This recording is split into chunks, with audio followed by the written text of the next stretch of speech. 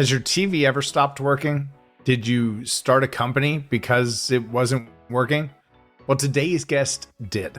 Today's guest is Wim Sweldens, co-founder of Kiswe, a company that's working with some of the biggest teams, the biggest creators in the world to create direct-to-consumer streaming experiences. What does that mean? It means control over your audience, the relationship that you have, the way that you develop content and ultimately monetize it. And that's what Wim's company, Kiswe, specializes in. So if you want to understand better the fragmented journey of local sports teams, how they're solving for their fans, what creators are doing at global scale to better connect and engage with their audiences, then this is the conversation for you. Enjoy.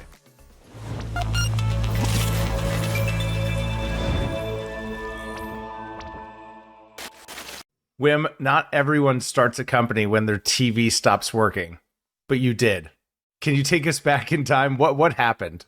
Yes. So to go back to sort of the very beginning of Kiswe now more than 12 years ago, there's a number of different threads that came together, including some of us working in telecom and having built 4G networks at the time and knowing that they were ready for video. There was sort of a little anecdote that happened in my home when my kids were teenagers at the time. And one day our set-top box just stopped working. It probably had crashed or something. And I'm sure I only had to reboot it like with anything else for it to work. Sure. But I sort of forgot. It sort of slipped my mind. And a week went by and 2 weeks went by. And at some point I was like, wait a minute. I forgot to reboot the set-top box. And I realized well, I don't really care. My kids didn't care because they already had tablets and smartphones and were consuming content that way. My wife didn't particularly care. And I'm like, wait a minute. I'm not going to reboot this thing. I'm just going to unplug it and return it and pocket $150 a month or something like that. And then I know we were talking and I was thinking, why doesn't every American family sort of do the same thing and cut the cord, which now is commonplace, but at the time was still not that common. And I think the answer was obvious because at the time, the only way to really get your favorite American sports, whether it's NBA or NFL or whatever you're into, it would be through a linear TV subscription. That was the only way to do it. And then I sort of realized hey, wait a minute, mobile networks are ready for video, streaming technology is becoming mature, sports content is highly desirable, and particularly live, because we wanted to do live. Then I figured, and this is what I told my co-founders, if we can find a better way to bring sports over digital streaming through devices like mobile devices or laptops, particularly devices that have a level of user engagement and interactivity, I think we can disrupt this broadcast world that at the time was completely dominated by ESPN and a few other big rights holders. Now, today, the world is very different, obviously, but today we are sort of doing what we envisioned 12 years ago, which gives me a lot of pride as a co-founder. And we're going to talk about that. We're going to talk about what you're doing today.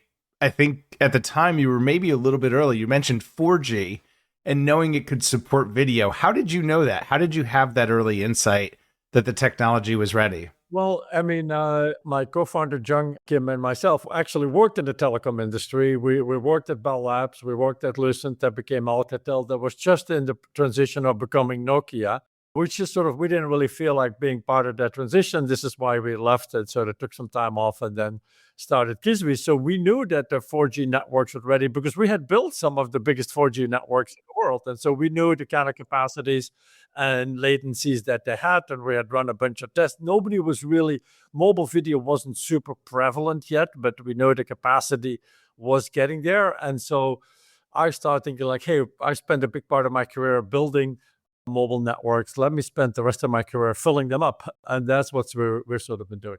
Well, thank you for doing that. And your focus is really, it's a problem that I think streaming more broadly is trying to solve, which is sports fragmentation.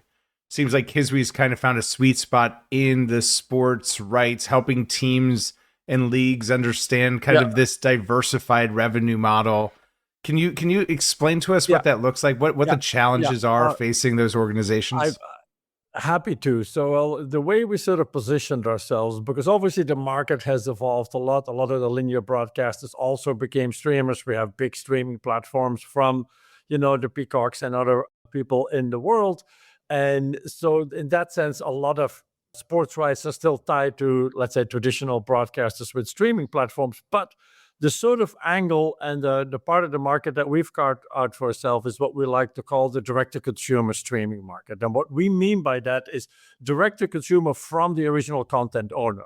So there really isn't a linear broadcasting or a social media platform or an Amazon or whoever else, a YouTube, in between the content and the end user. We sort of cut out that middle person and really we enable technology and build and operate technology that enables content providers to have a direct connection to their users. So they can often, what I tell them is like, don't sell your rights, just sell your content. Sell your content to people who want to buy your content, like end users. And so we enable brands to basically become their own platform, because often we get a question like, well, what is your platform? Like, we are not a platform. We're not something that is on the same discussion level as a Prime or as a YouTube or anything like us. No, we allow you, whether you're an NBA team or a regional sports distribution or whatever content you have, influencers, musicians, you be your own platform. And so what the technologies that we provide and operate are obviously streaming technology at high quality, at low latency, at global scale, fan engagement capabilities, the kind of interactivity that people expect from social media, liking and sharing and commenting and chatting and putting selfies and all those type of things. So we provide that level of interactivity, very different from linear watching, obviously. And then the most important part is monetization, because ultimately, like you said, if you're a sports team, you need to diversify. We provide a wide variety of monetization, ranging from pay-per-view. There's an event, pay $10, $15, sometimes $100 for a big card in the fighting sports, pay-per-view. Or we have subscription. You can buy a season or buy a month or buy a year. And so like if you have regular content of a team or a league, you can just buy a subscription. We have capabilities by which you can have advertising or sponsorship or ad insertion or digital ad insertion or all those type of things. So there is a plethora of ways to monetize. And then the business model that we typically, not always, but typically take is more of a revenue share business model. So like, yes, we want to enable you to make money, ideally a lot of money. We really like to work in a partnership model where our interests are aligned, meaning that you're the content provider, I'm the technology provider. Our interests are aligned. We want to sell as many tickets or as many subscriptions or as many ads as possible. And then we divide the pie. Once we make it as big as possible, you, the content person, obviously gets the masterpiece of the pie, and we take a smaller piece because obviously we need to get paid as well.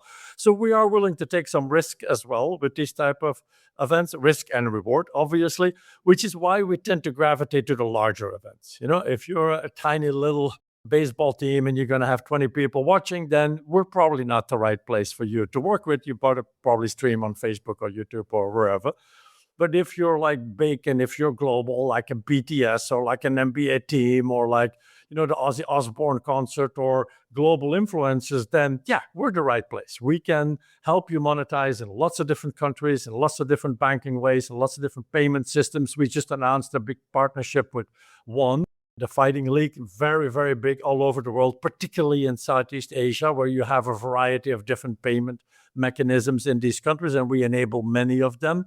And so that's the kind of partners that we like to work with. And obviously, to be your own platform and to be your own brand, you have to be a big brand. You have to be able to carry that. Because discoverability is always harder on your own platform than it is on a YouTube or on another shared platform. That's just a given. But if you've made a big name for yourself, and obviously sports teams and leagues and some of the top YouTube creators and influencers, they have enough of a brand that they can say like, hey, we are Smosh, we are mythical. People will come to us because they know who we are. And we want to take our premium content, particularly for influencers. They take a lot of the premium content, the live content, the things that they really put a lot of effort in. They don't necessarily want to put that for free on YouTube. They will say like, hey, we'll do an event, we'll do a live show, a sketch comedy, we'll engage the fans, we'll do choose your own adventure type of interactivity, and we'll sell tickets. Not super expensive, like $20 around the world in different currencies. And some of these kids, because at my age, I like to call them kids because they're the same age as my kids, they will literally sell 50,000 tickets for one event, and that's a revenue of $1 million. So that's the kind of things that we do. Can you give us maybe a specific example that comes to mind I think that even just the outline that you gave us there is really helpful to think about someone that has an audience, whether that's a league or a creator, an influencer. They have an audience, they have content to monetize, but yeah, maybe a specific would be. A really good example is the Smith Entertainment Group that we've worked with now for a number of years. So Utah Jazz, Utah Mammoth. Yes, so this is that obviously contains the Mammoth, it contains the Jazz, so it's a combined NHL, NBA franchises, and we've been working with that for a couple of years, and it's really a good group because they, from the owner down, really understand this direct-to-consumer model. And so we started by enabling Jazz Live, and we enabled the Mammoth, but then we also did special things where you could say like, hey, we also enable SEG platform because it is an entertainment group, and we allow special purchases where you could say like, hey, I may want to buy an NBA game and an NHL game, or I want to buy both seasons and I can get benefit from them. We've also enabled things where, well, maybe there is a Mammoth game and a Jazz game at the same time. So we have a feature we've pioneered called Multiview, where you can actually get two streams at the same time and watch them picture in picture or side by side, or figure out, hey, I want to watch the NBA game because something really is going down. And then 2 minutes later, I want to switch to the Mammoth game. So those are the kind of capabilities that we provide, a level of interactivity and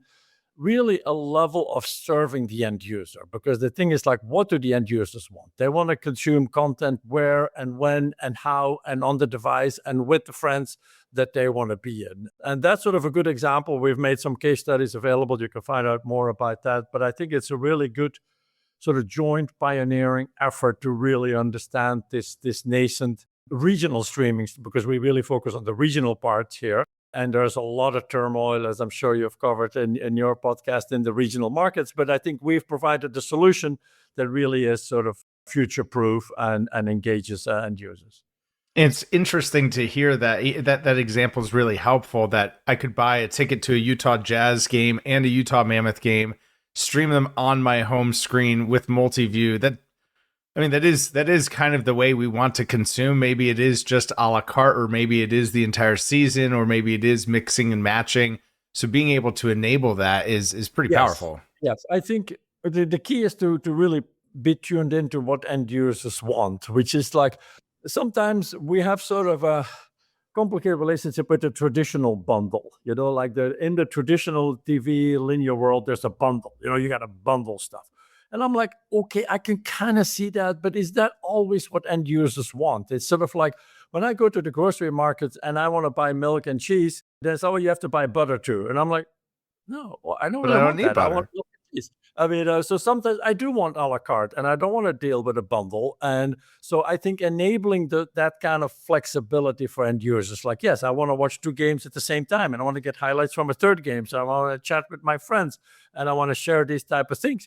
That is sort of what the digital world, and particularly the digital generation, expects. And I think we like to believe that we bring the best of both worlds. It is that you want high quality content, obviously, but you also want to consume it how and when and where you actually want that. And we've got some of the results on the side here from that case study. SEG Group experienced over 40% subscriber growth over 2 years. Specifically, the Mammoth saw 75% subscriber growth between its first and second year. So clearly the results are there. It's creating a sticky, and I think that too, right? Churn and retention is such a big challenge for so many of the streaming apps.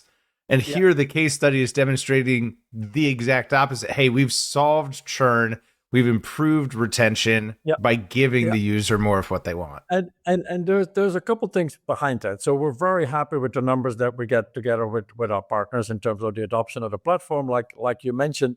But there's a couple things behind that. Is that, first of all, there is a certain loyalty to a sports brand. When I'm a Knicks, but I'm a Knicks fan. What a comeback last night, I'm not an NBC fan. I'm not a CBS fan. I'm a Knicks fan. And there's a certain brand passion and loyalty around it. So you will see a lot less churn when you have that passion for the brand, as opposed to, I don't have that same passion about a YouTube that I have about the Knicks, for example. So that's one thing. The other thing is that because of the interactivity, there is also so much more data you can collect. It's just like, oh, Wim likes to watch it this way or that way, or on his mobile, or on his home, or he likes to chat, and so on. So you can sort of super serve the users depending on their needs.